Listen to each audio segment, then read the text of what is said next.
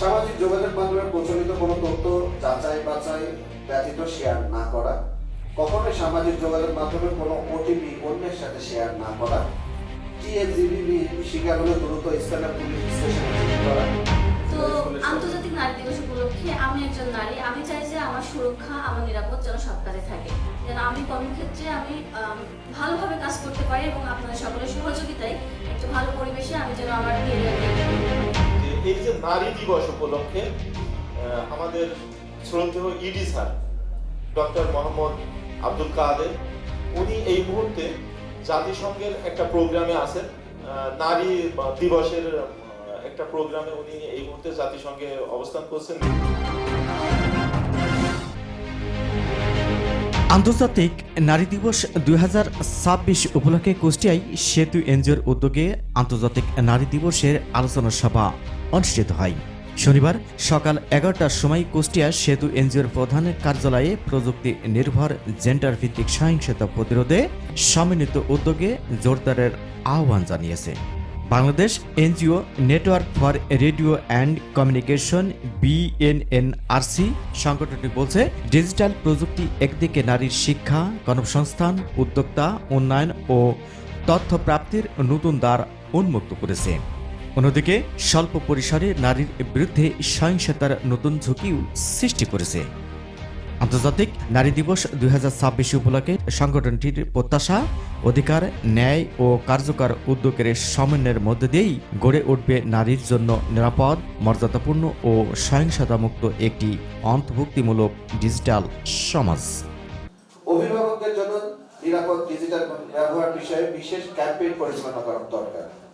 জেলা পর্যায়ে নাগরিক সমাজ সংগঠন বা CSO এবং NGO এর মাধ্যমে TFGBB বিষয়ে বার্ষিক পরিস্থিতি প্রতিবেদন প্রকাশ করা।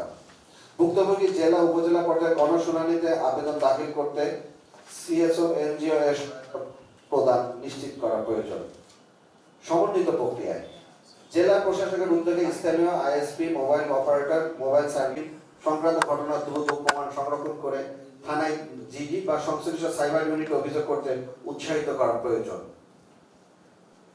সামাজিক যোগাযোগ মাধ্যমে প্রচলিত কোনো তথ্য যাচাই বাছাই ব্যতীত শেয়ার না করা, কখনোই সামাজিক যোগাযোগ মাধ্যমে কোনো ওটিপি অন্যের সাথে শেয়ার না করা, টিএফজিবিবি শিকার হলে দ্রুত স্থানীয় পুলিশ স্টেশনে জিডি করা, প্রয়োজনে জেলা উপজেলা পর্যায়ে জেলা প্রশাসক ও উপজেলা নির্বাহী কর্মকর্তার কার্যালয়ে আয়োজিত গণশুনানিতেও আবেদন দাখিল করা আমাদের আহ্বান। আমরা দৃঢ়ভাবে বিশ্বাস করি, নারীর জন্য নিরাপদ ডিজিটাল পরিবেশ নিশ্চিত করা ছাড়া ডিজিটাল বাংলাদেশ, স্মার্ট বাংলাদেশ কিংবা অন্তর্ভুক্তিমূলক উন্নয়নের কোনো দাবি পূর্ণতা পাবে না। প্রযুক্তির ব্যবহার বাড়ুক, কিন্তু তার সাথে বাড়ুক দায়বদ্ধতা। ডিজিটাল সংযোগ প্রসারিত হোক, কিন্তু তার সঙ্গে আরো শক্তিশালী হোক সুরক্ষা, মর্যাদা, গোপনীয়তা এবং ন্যায় বিচার। আন্তর্জাতিক নারী দিবস 2026 উপলক্ষে আমাদের অঙ্গীকার হোক, নারীর জন্য ডিজিটাল জগৎ হবে নিরাপদ, মর্যাদাপূর্ণ এবং সহিংসতা মুক্ত। TFGBB মোকাবেলা হবে জাতীয় ও স্থানীয় নীতির অগ্রাধিকার, অধিকার, ন্যায় ও কর্মের সমন্বয়ে গড়ে উঠবে একটি ডিজিটাল বাংলাদেশ। সুরক্ষিত হোক ডিজিটাল মাধ্যম, জয় হোক নারীর সম অধিকার। প্রযুক্তি থেকে দূরে থাকার তো সুযোগ নেই, এটাকে সঙ্গে নিয়ে আমাদের চলতে হবে। আসলে দেখেন, শুধু যে নারীর প্রতি সহিংসতা হচ্ছে ডিজিটাল প্রযুক্তির মাধ্যমে, সামাজিক যোগাযোগের মাধ্যমে, তা কিন্তু নয়। আজকে আমি যেতে পারে, কিন্তু সেটি কিন্তু হচ্ছে না করে সেখানে কি হচ্ছে, শ্লীল, অশ্লীল, যে কোনো ভাবে নোংরা ভাষায় আমাকে বা আপনাকে আক্রমণ করা হচ্ছে, হেয় প্রতিপন্ন করা হচ্ছে। এই যে জায়গাগুলো, এখান থেকে আমাদের বেরোতে হলে আসলে আমাদের যে মানুষের যে নৈতিকতা, এই জায়গায় আসলে পারিবারিক পর্যায়ে যারা আমরা বাবা মা আছি, তারা যাদের বিশেষ করে শিশুরাই কিন্তু মানে ছোটবেলা থেকেই ফোনটা হাতে নিয়ে ঘাটাঘাটি করে, সেখান থেকে কিন্তু আমাদের তাদের সচেতন করতে হবে। এবং আপনি যে বিশ্লেষণটা করেছেন আমি মনোযোগ দিয়ে শুনেছি এবং অত্যন্ত ভালো কিছু ছিল এর ভিতরে।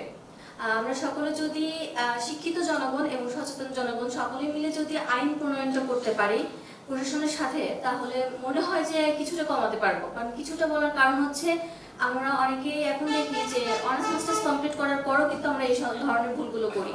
এটা হতে পারে বেকারত্ব, এটা হতে পারে মানসিক বিকৃতির কারণ। আমি দেখতে পাচ্ছি যে ইদানিং একটা কারণ হচ্ছে যে চীন দেশ কিংবা থাইল্যান্ড, বাইরে মালয়েশিয়া কিংবা অন্য দেশ থেকে নাগরিক এসে বাংলাদেশের নারীদেরকে হচ্ছে বিয়ে করছে। বিষয়টা কিন্তু সকলের কাছে মনে হচ্ছে যে খুবই ভালো বিষয়, ওই পরিবারের কাছে মনে হচ্ছে। কিন্তু আমরা সামাজিক দিক থেকে যদি দেখি তাহলে এখানে দেখতে পাচ্ছি যে এটা হচ্ছে এক ধরনের ক্রাইম, যেটা হচ্ছে বাংলাদেশে অনুমোদন দিলেও আমার মনে হয় না যে এটা দেওয়া উচিত। কারণ এখানে অনেকে আছে যে নারী পাচার কিংবা মাদক দ্রব্যের সাথে এইগুলোর সাথে জড়িত। তো সেক্ষেত্রে আমাদের ওই ধরনের পরিবারগুলো ভুক্তভোগী হচ্ছে পরে, তারা বুঝতে পারছে, কিন্তু আমরা কিন্তু সামাজিক মাধ্যম কিন্তু অন্য জায়গায় যা কিছু আছে আমরা প্রচার করছি, তবুও তারা এই বিষয়ে সচেতন হচ্ছে না। তো আমার একটা ছোট্ট প্রশ্ন থাকবে যে কেন সচেতন হচ্ছে না, আপনারা এই বিষয়টাকে কিভাবে দেখছেন? তো আন্তর্জাতিক নারী দিবস উপলক্ষে আমি একজন নারী, আমি চাই যে আমার সুরক্ষা, আমার নিরাপদ যেন সব কাজে থাকে, যেন আমি কর্মক্ষেত্রে আমি ভালোভাবে কাজ করতে পারি এবং আপনাদের সকলের সহযোগিতায় একটা ভালো পরিবেশে আমি যেন আমার ক্যারিয়ারকে এগিয়ে নিয়ে যেতে পারি। এখনো নাকি তারা করতে পারেনি, তারা বলছে যে আমাদের সেই সক্ষমতা এখনো হয়নি। তবে আমার মনে হয়েছে প্রশাসন যদি এটিকে শক্তভাবে দমন না করতে পারে, এটা পরবর্তীতে আরো বাড়বে বলে মনে হয়। এটা কোথায় গেল, কি হলো? এই যে তাহলে এই সমস্ত সংবাদ কিন্তু আসে না। যদি আমরা সংবাদ মাধ্যম যদি এগুলো তুলে ধরি তাহলে কিন্তু সুন্দর প্রোগ্রাম থ্রো করার জন্য এবং তাদেরকে অনুরোধ করবো গ্রামীণ পর্যায়ে। আমি গত দুটি প্রোগ্রামে অংশ নেওয়ার আমার সুযোগ হয়েছে এবং সেতু যে কাজটি করে আসলে সেই ধারণাটি কিন্তু আমার মানে একেবারেই মানে দূর হয়েছে। কারণ সেতু সত্যিকার অর্থে তারা এই ধরনের কর্মকাণ্ডকে এবং বাস্তব প্রতিফলন তারা করতে চান এবং দেখাতে চান এবং কার্যকর পদক্ষেপ আমরা কিন্তু দেখেছি। আমরা এর আগেও সেতু আমরা আমার পাশেই জহুরুল সিনিয়র সাংবাদিক আছেন, তার সাথে একাধিকবার আমার দাদা কাজ করার সুযোগ হয়েছে। আসলে সেতুকে স্পেশালি ধন্যবাদ জানাই।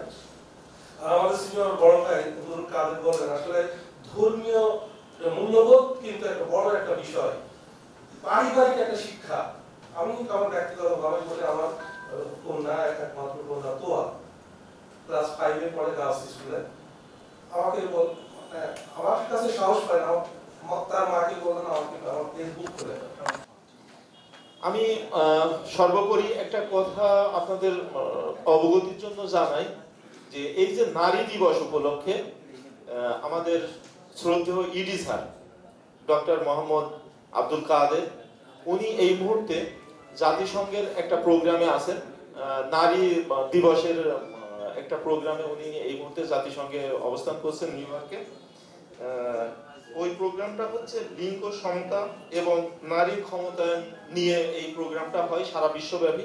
বিশ্বের অনেক দেশ থেকে এখানে মানে জাতিসংঘে যারা সদস্যভুক্ত দেশ আছে সেখান থেকে সরকারি এবং বেসরকারি প্রতিষ্ঠানের লোকজন আসে ওখানে ওই প্রোগ্রামে স্যার এখন বর্তমানে অবস্থান করছেন। আর আমরা চেষ্টা করব আমাদের গ্রামে বা আমাদের সমিতি পর্যায়ে যে ইয়েগুলো আছে, আমাদের যে প্রোগ্রাম আছে সেই প্রোগ্রামগুলো মাধ্যমে আমরা আরো সচেতনতা বৃদ্ধি করা যায় কিভাবে সেটার উপরে কাজ করব। সর্বোপরি আমি আজকের এই প্রোগ্রামে প্রিন্ট মিডিয়া এবং ইলেকট্রনিক মিডিয়ার যে সকল সাংবাদিক ভাইরা বোনেরা আসছেন, আমি সকলকে সেতু পরিবারের পক্ষ থেকে আন্তরিক ধন্যবাদ এবং মোবারকবাদ জানাচ্ছি।